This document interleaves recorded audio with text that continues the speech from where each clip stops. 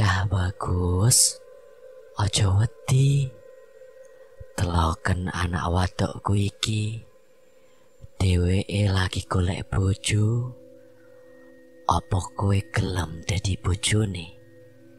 Nanging ana syarate. Sontak tanpa disadari aku menjawab. Apa syaratnya? Kata-kata itu seakan keluar sendiri dari bibirku. Dan wanita parubaya itu mengatakan, kowe bakal tak jupuk dadi mantu. Nanging kowe kudu mulih ning alamku. Mendengar itu aku berpikir, alamku? Berarti aku harus pindah alam. Lalu sontak aku bilang, tidak. Assalamualaikum warahmatullahi wabarakatuh. Kembali lagi di channel Portal Dimensi dan tentunya masih bersama saya Kang Slamet di sini. Kali ini Kang Slamet akan menceritakan sebuah kisah mistis pendakian yang berjudul Nguduh Mantu Gunung Arjuno. Cerita ini ditulis oleh Vidi Muhammad. Kalian bisa langsung saja follow Twitternya di @vidimuhammad_. Ini adalah sebuah kejadian yang dialami oleh seseorang yang bernama Jeffrey, di mana waktu itu dia hampir diangkat jadi mantu oleh bangsa jin Gunung Arjuno. Sebelum kita masuk ke ceritanya, buat kalian yang belum subscribe channel ini, tekan tombol subscribe-nya terlebih dahulu dan tekan tombol notifikasinya agar kalian tidak ketinggalan cerita terbaru dari Portal Dimensi. Gak usah berlama-lama lagi, langsung saja kita masuk ceritanya. Nguduh Mantu Gunung Arjuno.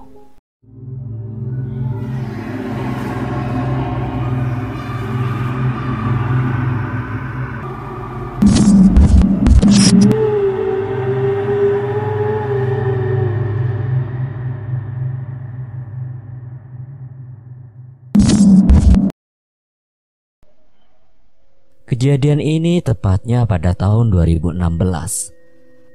Aku Jeffrey dan Haris adalah teman dekat sewaktu sekolah.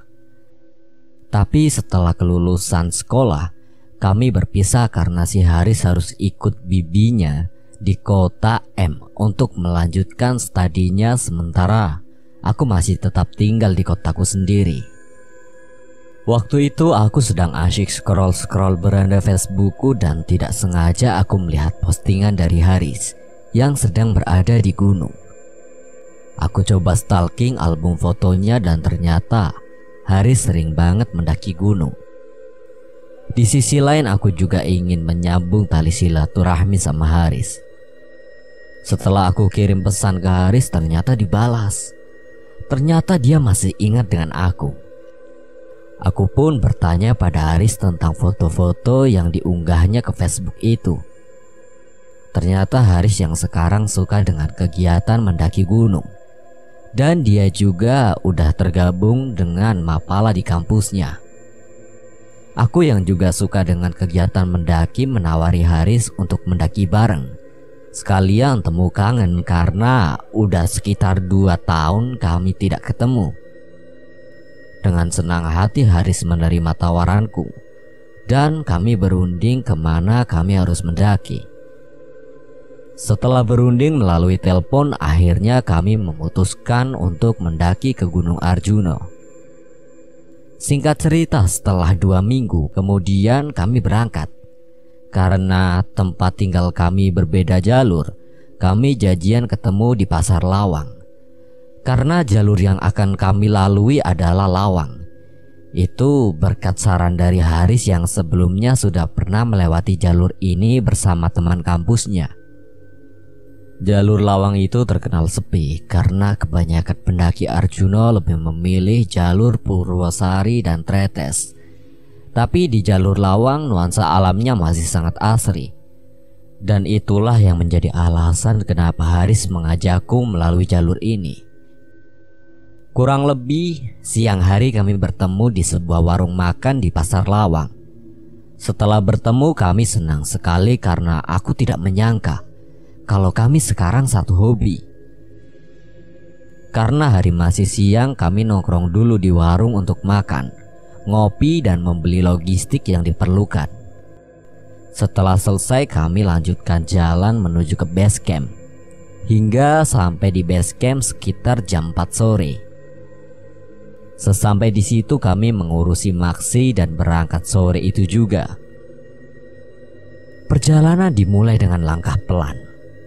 Di sepanjang jalan kami saling bergurau membahas masa-masa sekolah dulu dan tidak terasa hari sudah mulai gelap ketika kami sampai di pos 2. Di pos 2 Haris menyarankan untuk bermalam dulu dan melanjutkan perjalanan ini besok.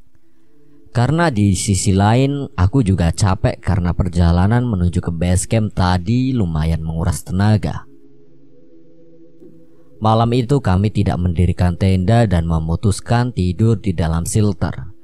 Karena kebetulan malam itu pos 2 sepi, tidak ada pendaki sama sekali. Kami memasak mie instan untuk makan malam dan tidak lupa membuat kopi untuk dinikmati setelah makan nanti. Malam semakin larut. Si Haris sudah tidak bisa menahan ngantuk dan pamit untuk tidur dulu. Sementara aku masih asyik menikmati kopi sambil ditemani musik dari handphoneku. Tidak lama kemudian aku pun juga merasa ngantuk. Kumatikan rokok dan handphoneku dan tidur di sebelah Haris. Ketika aku sedang tertidur lelap, tiba-tiba aku terbangun karena udara dingin merasuk ke tubuhku. Pantas saja ternyata malam itu sleeping bagku terbuka sebagian. Aku pun duduk dan membenarkan sleeping bagku.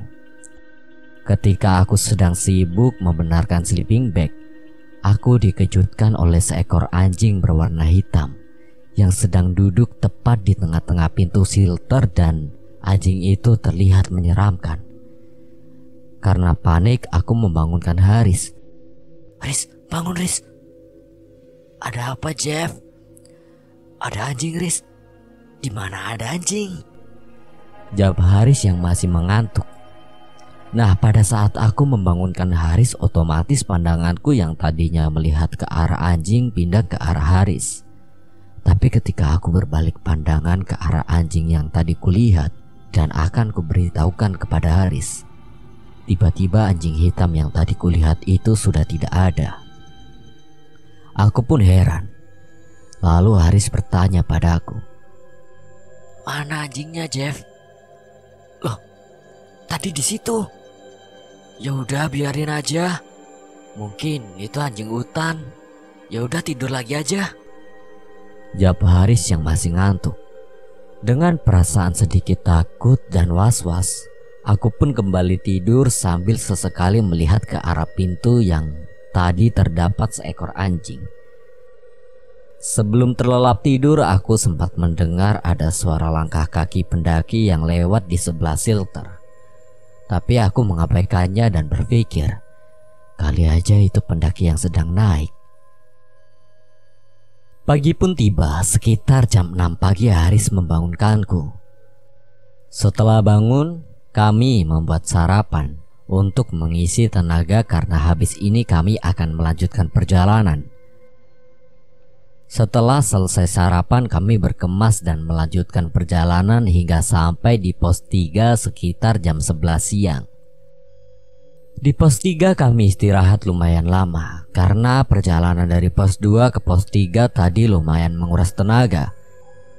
Dan setelah kurang lebih 30 menit kemudian kami lanjut berjalan. Ketika sedang berjalan meninggalkan pos 3, tepatnya di sela-sela hutan pinus, aku sempat melihat ada anjing hitam yang sedang duduk melihat ke arah kami. Aku pun berpikir, apakah itu anjing yang semalam kulihat? Melihat itu, aku memberitahu Haris. "Haris, lihat, itu ada anjing." "Biarin aja, anjing hutan itu," jawab Haris dengan tenang. Aku pun mengabaikannya, tapi dalam hati aku berkata, "Kok ada ya anjing hidup di hutan? Memangnya mau makan apa di hutan gini?" Tidak lama kami berjalan, sekitar 10 menit kemudian aku melihat anjing itu lagi di sela-sela semak. Aku pun bilang lagi kepada Haris, "Haris, itu kayaknya anjing yang tadi. Lagi cari makan mungkin itu," jawab Haris tenang. Anehnya di sepanjang perjalanan aku terus melihat anjing itu mengikuti perjalanan kami dan mengawasi kami. Seakan-akan ada sesuatu di dalam diri kami sehingga anjing itu terus mengikuti. Aku sudah merasa takut waktu itu. Tapi melihat Haris yang tenang-tenang aja, aku pun mencoba untuk ikut tenang. Tidak terasa sampailah kami di sebuah area yang dinamakan Alas Gombes ketika matahari sudah akan tenggelam. Di Alas Gombes terlihat ada beberapa rombongan yang sedang ngecamp dan aku merasa sedikit lega. Syukurlah kami bisa bertemu rombongan lainnya. Karena sejujurnya setelah melihat seekor anjing tadi, aku sedikit ketakutan. Kami menyapa rombongan pendaki lain itu dan berniat bermalam di situ. Lalu kami mendirikan tenda di dekat rombongan pendaki lain itu dan berencana ikut gabung summit besok. Malam itu kami tidur lebih awal untuk menghemat energi karena besok jam 5 pagi harus summit ke puncak. Pagi pun tiba. Sekitar jam 5 pagi kami dan semua rombongan yang ada di situ bangun. Setelah bangun kami mempersiapkan bekal masing-masing untuk ke puncak. Dan sekitar jam setengah 6 pagi kami semua memulai berjalan. Jalanku waktu itu sangat lambat karena jujur waktu itu aku benar-benar kelelahan hingga akhirnya sampai di puncak sekitar jam setengah 10 pagi. Di puncak kami sangatlah senang dan di puncak Haris sempat membuat kopi juga. Karena waktu itu si Haris sempat membawa kompor dan nestingnya. Kami santai-santai ngopi-ngopi hingga tidak terasa ternyata waktu sudah menunjukkan jam setengah 1 siang. Dan tanpa disadari ternyata rombongan pendaki yang tadi jalan bareng sudah tidak ada di puncak, alias udah turun duluan. Kami pun bergegas turun dan kembali ke tempat camp tadi di Alas Gombes. Setelah sampai di tempat camp ternyata kondisinya udah sepi dan rombongan yang tadi bareng itu udah gak ada. Mungkin udah turun. Tapi tidak lama kemudian ada rombongan pendaki lain yang baru naik dan akan ngecamp di situ. Karena sangat kelelahan aku menyarankan kepada Haris untuk nginep semalam lagi di Alas Gombes. Di sisi lain waktu sudah menunjukkan jam 3 sore jadi nanggung kalau turun sekarang. Mending besok aja sekalian sampai bawah langsung pulang. Lagi pula waktu itu kan ada rombongan lain, jadi setidaknya kami ada temennya. Karena merasa dirinya juga sedikit kelelahan, si Haris setuju dan akhirnya memutuskan untuk camp semalam lagi di situ. Disinilah awal Jeffrey mengalami kejadian yang sebelumnya belum pernah dialami. Ketika malam hari sekitar jam 10, ketika semua pendaki sudah tidur, waktu itu aku sedang asyik nongkrong sambil ngobrol dengan Haris di depan tenda. Tiba-tiba samar-samar aku mendengar ada suara tangisan merdu seorang wanita. Awalnya aku mengira mungkin itu suara dari rombongan pendaki sebelah, karena di rombongan itu ada ceweknya satu. Lalu aku meminta Haris yang tadinya bicara untuk diam sebentar. Dan aku coba mendengarkan lebih jelas lagi suara tangisan itu. Tapi setelah aku mendengarkan lebih jelas lagi, ternyata sumber suara itu bukan berasal dari tenda sebelah, melainkan dari arah lembah. Aku pun bilang pada Haris, "Haris, dengar sesuatu nggak?" "Dengar apa, Jeff? Jangan nakut-nakutin lah," jawab Haris sedikit panik. Melihat Haris yang tidak mendengar suara itu, aku pun tidak bilang tentang suara tangisan itu, dengan tujuan agar Haris tidak takut. Lalu ku ajak Haris untuk masuk tenda dan bergegas untuk tidur. Jujur waktu itu aku benar-benar merinding. Ketika kami sedang tidur kira-kira sepertiga malam, aku terbangun karena kebelet pipis. Lalu aku buru-buru keluar tenda dan berjalan ke belakang tenda, yang kebetulan tidak jauh dari tendaku itu ada pohon pinus. Seketika itu aku lupa dengan suara tangisan yang semalam ku dengar. Ya karena waktu itu aku masih sangat ngantuk. Tapi ketika aku sedang pipis, tiba-tiba aku ingat suara tangisan yang tadi. Mengingat itu aku cepat-cepat selesaikan pipisku. Setelah selesai pipis, tiba-tiba aku melihat dari kejauhan ada wanita parubaya sedang berjalan ke arahku. Tapi itu terlihat samar. Ya karena waktu itu kondisinya gelap, hanya diterangi cahaya bulan. Awalnya aku mengira itu adalah pendaki, tapi kok dia nggak pakai peralatan gunung. Wanita itu terus mendekat ke arahku hingga akhirnya aku bisa melihatnya dengan jelas. Dia memakai baju khas Jawa, memakai gelung, dan ada sehelai kain yang di pundaknya. Melihat itu aku ingin lari, tapi nggak tahu kenapa seketika itu tubuhku tidak bisa digerakkan sama sekali. Kakiku seperti menancap erat di tanah, hingga akhirnya wanita itu berdiri tepat di depanku. Jaraknya kira-kira 2 meter di depanku. Aku udah berusaha ingin lari tapi tetap gak bisa. Seakan-akan badanku itu sudah kehipnotis. Lalu tiba-tiba dari belakang wanita itu muncullah seorang gadis yang sangat cantik dan anggun, yang juga memakai pakaian adat Jawa. Lalu wanita parubaya itu mengatakan sesuatu kepadaku. "Cah bagus, ojo wedi. Teloken anak wadokku iki. Dheweke lagi golek bojo. Apa kowe gelem dadi bojone? Nanging ono syarate." Sontak tanpa disadari aku menjawab, "Apa syaratnya?" Kata-kata itu seakan keluar sendiri dari bibirku. Dan wanita parubaya itu mengatakan, "Kowe bakal tak jupuk dadi mantu. Nanging kowe kudu mulih ning alamku." Mendengar itu aku berpikir, alamku? Berarti aku harus pindah alam. Lalu sontak aku bilang, "Tidak." Setelah kata-kata tidak itu keluar dari mulutku, tiba-tiba badan yang tadi tidak bisa digerakkan perlahan bisa bergerak. Dan kakiku juga sudah tidak kaku lagi. Ketika tenagaku sudah kembali, aku cepat-cepat lari ke tenda dan masuk ke dalam. Sebelum masuk tenda, aku sempat melihat ke arah sebelah pohon yang tadi. Ada wanita parubaya itu, tapi sudah tidak terlihat. Ternyata orang yang kulihat itu bukan manusia biasa, tapi bangsa jin yang sedang mencari mantu untuk anak perempuannya. Malam itu di dalam tenda aku benar-benar ketakutan, dan gak tahu kenapa aku tidak kepikiran untuk membangunkan Haris.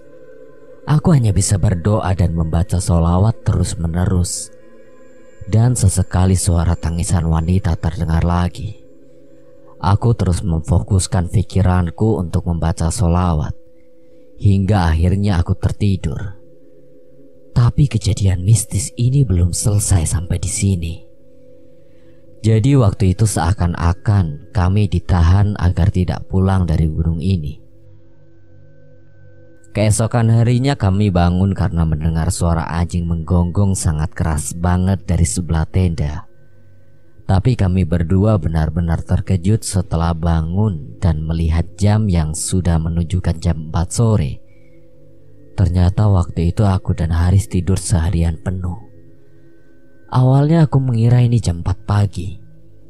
Tapi setelah kulihat keluar ternyata ini memang benar-benar jam 4 sore. Haris yang tidak tahu apa-apa juga merasa heran. Kok bisa tidur seharian? Setelah melihat waktu memang sudah jam 4 sore, kami bergegas mengemasi barang-barang dan akan turun sore itu juga. Sore itu kondisi tempat kami ngecamp terlihat sepi. Mungkin rombongan sebelah semalam udah turun terlebih dahulu. Ketika sedang sibuk beres-beres, sesekali aku melihat ke arah wanita yang semalam kutemui. Dan ketika aku melihat ke arah itu, bulu kuduku langsung berdiri. Sebenarnya waktu itu aku ingin bilang kepada Haris tentang apa yang kulihat semalam, tapi tidak jadi. Aku hanya bilang, "Ini udah gak beres, Riz. Sekarang kita cepat-cepat turun dan harus sampai di bawah sore ini. Aku ingin cepat-cepat sampai di bawah sebelum malam, karena aku takut kejadian semalam akan terulang lagi." Mulai berjalan turun dan waktu itu jalan kami cepat banget. Di tengah-tengah perjalanan menuju pos 3, tiba-tiba kakinya Haris kram. Aku yang tadi berjalan di depan balik untuk memberi pertolongan kepada Haris. Aku berniat memijat kakinya Haris yang sedang kram itu. Ketika aku pegang kakinya Haris, aku benar-benar kaget. Karena di dalam celana yang dipakai Haris itu aku merasakan ada jari-jari tangan yang seakan memegang erat kakinya Haris. Sontak aku melepaskan tanganku yang tadinya memegang kakinya Haris sambil nyebut, "Astagfirullah." Melihatku yang sedang kaget, Haris bertanya, "Kenapa, Jeff?" "Gak apa-apa, Riz. Aku hampir kepleset." Jawabku sambil berbohong. Aku tidak mengatakan tentang apa yang kurasakan waktu itu, karena aku berpikir ini adalah halusinasiku saja karena efek tadi berjalan sangat cepat. Ku coba lagi memegang kakinya Haris, pelan-pelan tanganku kuarahkan ke kakinya Haris. Tapi ketika aku pegang yang kedua kalinya, ternyata jari-jari tangan yang tadi kurasakan itu sudah tidak ada. Dan aku lalu memijit kakinya Haris yang sedang kram itu. Setelah selesai ku pijit, kami istirahat dulu karena waktu itu kakinya Haris masih susah untuk berjalan. 30 menit kemudian aku bertanya pada Haris, "Gimana, Haris? Udah enakan?" "Udah, Jeff. Ayo lanjut jalan." Kami pun lanjut berjalan lagi, tapi sekitar 15 menit kemudian tiba-tiba kakinya Haris kram lagi. Padahal itu udah hampir sampai di pos 3. Aku pun memberi pertolongan lagi kepada Haris dan kali ini aku was-was ketika akan memegang kakinya Haris, karena takut kejadian yang tadi terulang lagi. Sambil berdoa dan dengan cepat aku memegang kakinya Haris. Aku merasakan kakinya Haris ini keras banget. Jadi yang kupegang waktu itu seperti bukan kaki, tapi serasa memegang sebuah kayu. Nah, waktu itu kan posisi telapak kakinya Haris ada di perutku. Tiba-tiba aku melihat di sela-sela celananya Haris itu ada sebuah rambut. Awalnya aku mengira ini adalah bulu kakinya Haris. Tapi setelah aku lihat-lihat lagi, ternyata itu bukan bulu kaki, tapi memang sebuah rambut, dan rambut itu terlihat seperti melilit di kakinya Haris. Aku pelan-pelan menurunkan kakinya Haris dan dalam hatinya terus membaca sholawat. Tidak lama kemudian kami lanjut berjalan dan kami sempat berhenti sebentar di pos 3 untuk mengambil senter dari dalam tas. Karena sesampai di pos 3 itu hari sudah mulai gelap. Setelah senter sudah siap, kami lanjut berjalan dengan posisi yang sama. Aku di depan dan Haris di belakang. Kejadian mistis kembali ku alami ketika kami berjalan dari pos 3 menuju ke pos 2. Di tengah-tengah rumput alang-alang yang luas, tiba-tiba kabut tebal datang. Dan dari kejauhan samar-samar aku melihat wanita parubaya yang semalam kulihat di alas gombes itu sedang berdiri melambaikan tangan kepadaku. Baju yang dipakainya masih sama persis, tapi kali ini wanita itu didampingi oleh banyak orang di sekelilingnya, seakan mengajakku untuk berjalan ke arahnya. Seketika itu aku seperti kehipnotis lagi, dan tanpa disadari jalanku berbelok ke arah wanita itu. Tapi melihat jalanku yang berbelok dari belakang, Haris menahanku sambil bilang, "Jeff, kamu mau kemana? Jalannya ke sini." Mendengar perkataan si Haris, tiba-tiba aku sadar dan menoleh ke arah Haris. Lalu aku melihat lagi ke arah wanita yang tadi kulihat ternyata tidak ada. Yang ada hanyalah kabut tebal yang menyelimuti perjalanan kami. Karena aku tidak menjawab, Haris bertanya lagi. Jeff, ingat Jeff, nyebut, kamu kenapa? Udah Riz, yang penting sekarang kita harus cepat-cepat sampai di bawah, nanti aku ceritain semua. Mendengar jawabanku, Haris pun merinding. Dia sudah mengira kalau aku melihat sesuatu yang gak logis. Kami lalu lanjut berjalan turun dan sesekali berlari. Mungkin lari adalah hal yang salah ketika turun gunung. Tapi waktu itu kami ingin segera sampai di bawah. Singkat cerita, sekitar jam 7 malam kami sampai di base camp. Dan di base camp kami bertemu dengan pendaki yang kemarin ngecamp bareng di alas Gombes. Pendaki itu bertanya pada kami berdua. Loh, Mas, tak kira udah turun duluan loh. Ternyata baru sampai di sini. Mendengar pertanyaan dari pendaki lain itu, aku dan Haris heran. Kemudian Haris balik bertanya, memang sampean tadi turun jam berapa? Habis dari puncak kami langsung turun sekitar jam 12 siang.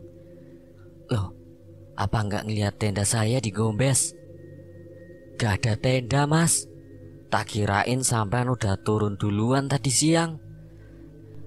Mendengar pernyataan dari pendaki itu, aku dan Haris saling menatap heran. Lalu ku bilang pada pendaki lain itu dengan berbohong. Oh iya, kami sempat istirahat dan tidur di pos 2 tadi Mas. Lalu kami berdua pamit turun duluan dari base camp dan malam itu aku menginap di rumahnya Haris. Setelah sampai di rumah, Haris bertanya padaku tentang apa yang kulihat selama di Gunung Arjuno. Lalu aku bercerita semua tentang apa yang kulihat selama berada di Gunung Arjuno. Waktu itu terlebih tentang wanita parubaya yang sempat menawariku menjadi menantunya. Ketika sedang asyik bercerita, tiba-tiba aku ingat sesuatu. Kalau sore itu kami terbangun gara-gara mendengar suara anjing. Tapi waktu itu aku dan Haris tidak melihat ada anjing sama sekali.